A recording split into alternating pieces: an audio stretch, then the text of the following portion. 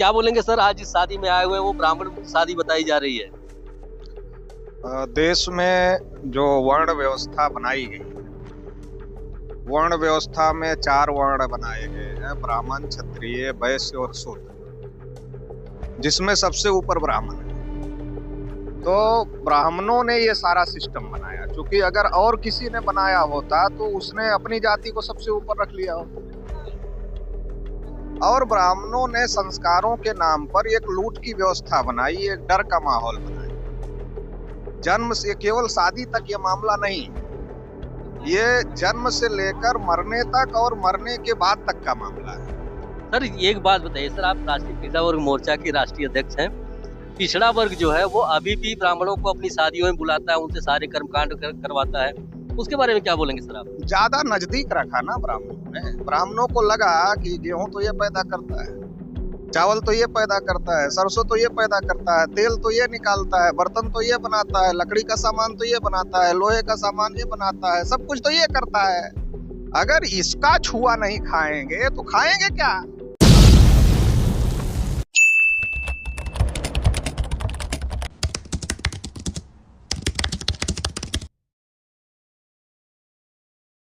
नमस्कार, जोहार, जय मूल्यवासी। मैं हूं विनोद कुमार देव। आप देख रहे हैं वॉइस का the voice of real representation. साथियों, यहाँ एक शादी हो रही है और शादी में आए हुए हैं राष्ट्रीय पिछड़ा वर्ग मोर्चा के राष्ट्रीय अध्यक्ष माननीय चौधरी विकास पटेल जी। और ये जो शादी है, इसमें कहा जा रहा है कि ये ब्राह्मण मुक्त शादी है। तो ब्राह्मण मुक्त शादी के क्या बेनिफिट्स हैं, क्यों ब्राह्मण मुक्त शादी समाज में प्रचलित होती जा रही है? चौधरी साहब हमारे साथ है, तो उनसे जानने का प्रयास करेंगे क्या कुछ मामला है और ये ब्राह्मण मुक्त शादी समाज को किस स्तर तक ले जाने वाली है। सर स्वागत है आपका हमारे चैनल पे। धन्यवाद। क्या बोलेंगे सर, आज इस शादी में आए हुए हैं, वो ब्राह्मण मुक्त शादी बताई जा रही है।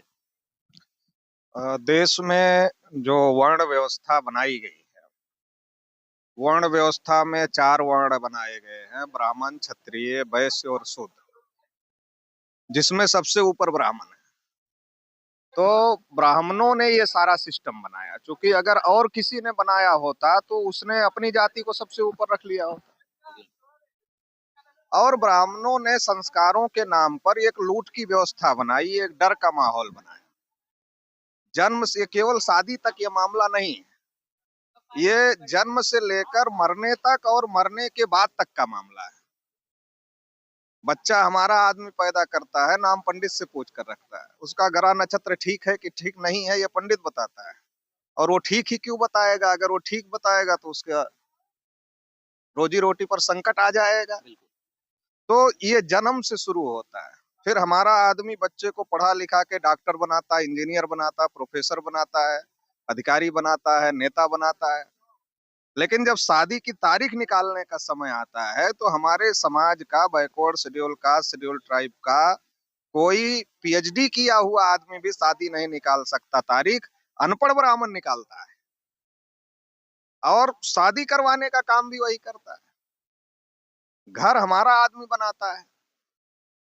घर बनाना हमारे समाज में, बैकवर्डों में बड़ा मुश्किल काम है। एक बार आदमी पैसा इकट्ठा करता है तो नींव डालता है, दूसरी बार दीवार खड़ी करता है, और तीसरी बार जब पैसा इकट्ठा करता है तब छत डालता है।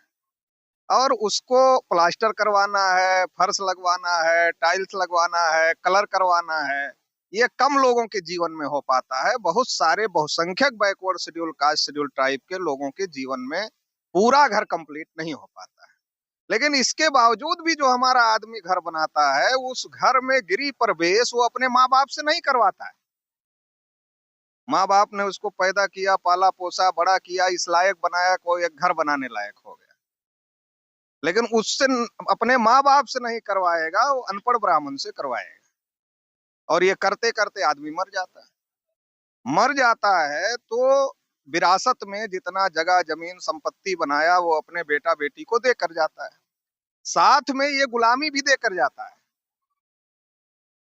तो जैसे वो मर जाता है तो बच्चे को उसकी माँ बोलती है, जा ब्राह्मण के घर, पता करके आ आत्मा को शांति मिली कि नहीं मिली।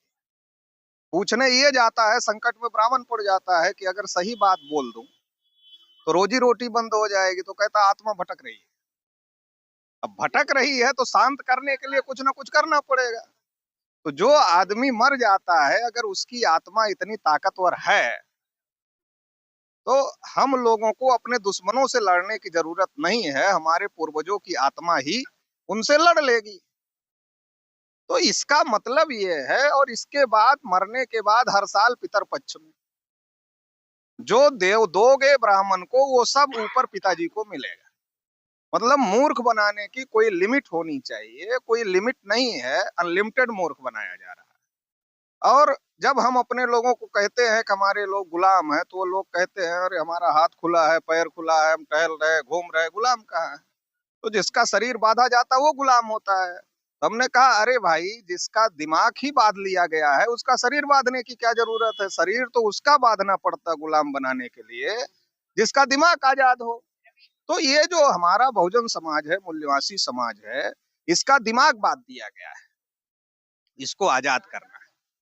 तो ये ब्राह्मण मुक्त का मामला नहीं है, ये जिनका दिमाग आजाद हो गया है वो अपने अनुसार कर रहे हैं, और जिनका दिमाग गुलाम है वो वहां से कर रहे हैं। ये असल मामला है, और ये एक लूट की व्यवस्था है। इसलिए हमारे कुछ पूर्वजों ने कहा कि हम कमेरा समाज के लोग हैं, क्योंकि हम मेहनत करके पैदा करते हैं, मेहनत करके खाते हैं, हम कमेरा समाज के लोग हैं। और ये जो जन्म से लेकर मरने तक बेवकूफ बनाते हैं, मरने के बाद बेवकूफ बनाते हैं, और उसके आधार पर अपनी रोजी रोटी चला रहे हैं, ये लुटेरे लोग हैं। तो ये कमेरा है, एक लुटेरा है।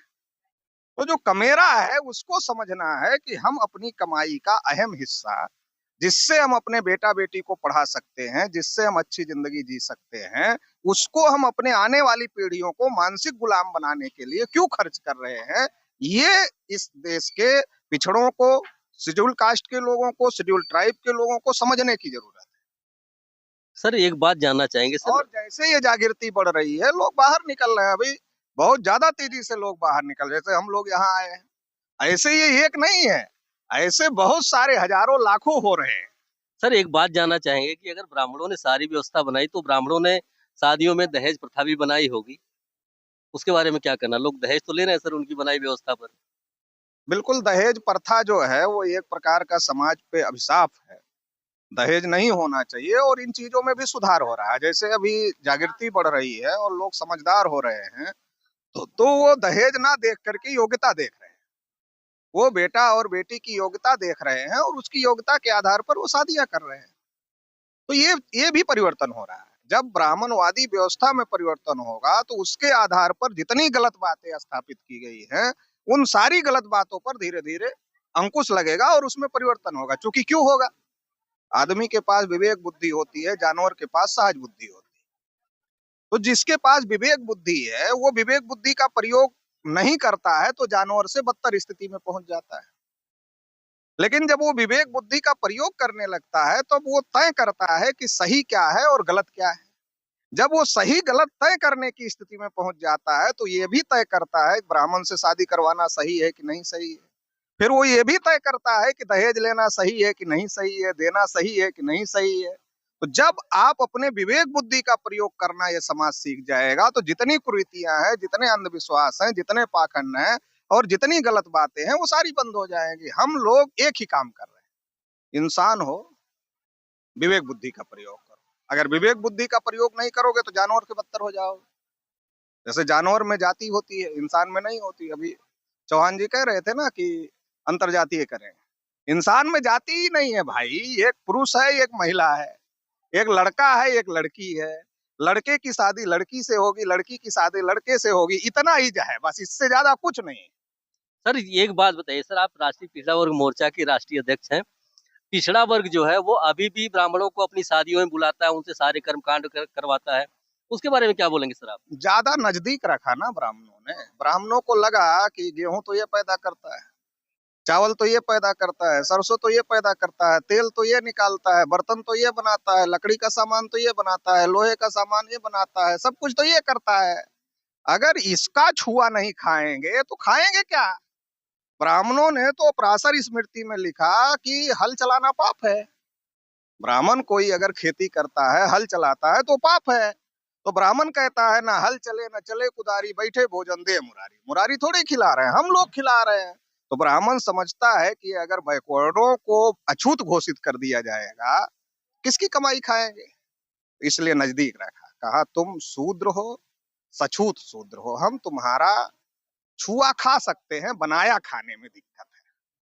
छुआ खा सकते हैं, तुमको एहसास भी तो होना चाहिए तुम हमसे नीचे हो, तो इसके लिए हम तुम्हारा छुआ खा सकते हैं, तुम्हारा बनाया नहीं खा सकते हैं। तो नजदीक रखा थोड़ा, जैसे शेड्यूल कास्ट के लोग हैं तो शेड्यूल कास्ट के लोगों को बाइकाट कर दिया, गांव के दक्षिण दिशा में बसा दिया, कहा उधर से हवा ही नहीं आनी चाहिए जिधर शेड्यूल कास्ट के लोग रहते हैं।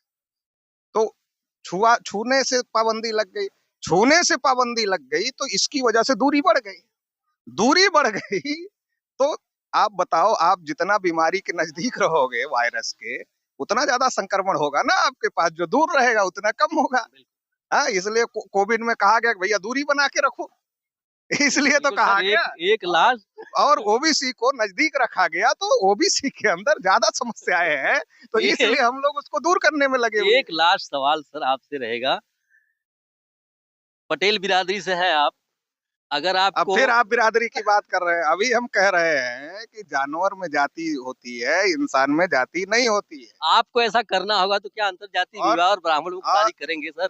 पटेल कोई बिरादरी नहीं है, हमारा सवाल है। पटेल कोई बिरादरी नहीं है। दूसरी बात यह है, पटेल एक टाइटल है, बिरादरी नहीं है। दूसरी बात यह है कि अंतरजातीय शादी हम लोग सभी लोगों को इस बात के लिए ये कह रहे हैं कि पहली बात तो इंसान में जाति नहीं होती, लेकिन जब हमारा दिमाग खुल जाएगा कि इंसान में जाति नहीं होती, तो ये जाति का मामला ही खत्म हो जाएगा। लड़का योग्य है, लड़की योग्य है, दोनों परिवार पसंद है, शादी हो जाएगी। जाति तो ब्राह्मणों ने थोपी हुई है, जाति कोई हमारी, अच्छा चलो जाति अगर यादव ने, कुर्मी ने, मौर्य ने, गरड़िया ने, चौहान ने, निषाद ने, राजभर ने, खटिक ने, पासी ने, धोबी ने बनाई होती, ये जो इतनी जातियां ब्राह्मण, तो ये बनाने वाले इतने मूर्ख थे कि अपने को लात जूता खाने के लिए नीचे रख लेते। इसका मतलब ये है कि जाति केवल ब्राह्मणों के हित में है, बाकी सबके विरोध में है, सबको नीच घोषित करती है। जब सबको नीच घोषित करती है तो इसको ढोने की क्या जरूरत है? मैं ये कह रहा हूँ, एक लड़का है, एक लड़की है, लड़के की शादी लड़की से होगी, लड़की की शादी लड़के से होगी, इतना ही सोचो, इसके आगे सोचने की कोई जरूरत नहीं है। आपको करना होगा तो क्या करेंगे सर, आप बताइए। नहीं, हमको क्या करना, हमारे परिवार में हमारे छोटे भाई एक ही शादी हुई है, तो शादी जो है शेड्यूल कास्ट की लड़की के साथ में हुई है। तालियां बजा दीजिए भाई। तो लेकिन मेरा कोई व्यक्तिगत मामला नहीं है, हम ये कह रहे हैं कि ये बात हमको, शादी आप कहाँ कर रहे हैं ये महत्वपूर्ण नहीं है, महत्वपूर्ण यह है कि आपके दिमाग से जाति निकलनी चाहिए। जाति एक ब्राह्मणवादी सोच है, वो सोच दिमाग से निकलनी चाहिए। आप शादी कहाँ कर रहे हैं, कहाँ नहीं कर रहे हैं, ये मामला नहीं है। मामला है कि आपके आचरण में, आपके व्यवहार में क्या जाति है या नहीं है। आप अंतरजातीय शादी कर लिए और आपके व्यवहार में जाति है, आपके दिमाग में जाति है, तो फिर कहाँ खत्म हुआ है? बिल्कुल सर, बहुत सवाल ये है, दिमाग से जाति निकलना चाहिए, और दिमाग से जाति तब निकलेगी जब आपका दिमाग ब्राह्मणवादी व्यवस्था से मुक्त होगा, ब्राह्मणवादी पूर्वाग्रहों से मुक्त होगा। वो मुक्त करने की जरूरत है जो थोपे गए हैं हमारे ऊपर। ओके सर, बहुत बहुत धन्यवाद। धन्यवाद। साथियों, आपने देखा कि आपने खुद ही अंतरजातीय विवाह और ब्राह्मण मुक्त शादी की पहल की है पहले से ही। मुझे इस बात की जानकारी नहीं थी, इसलिए मैंने ये सवाल पूछा कि आपको करना होगा तो क्या क्या करेंगे आप। तो आपने देखा कि ब्राह्मण मुक्त शादी और दहेज मुक्त शादी की तरफ बढ़ता यह समाज किस रास्ते पर चलने वाला है, अपने कमेंट्स में इस राय को जरूर रखिएगा। मिलते हैं अगली वीडियो में, तब तक के लिए नमस्कार, जोहार, जय मूल्यवासी।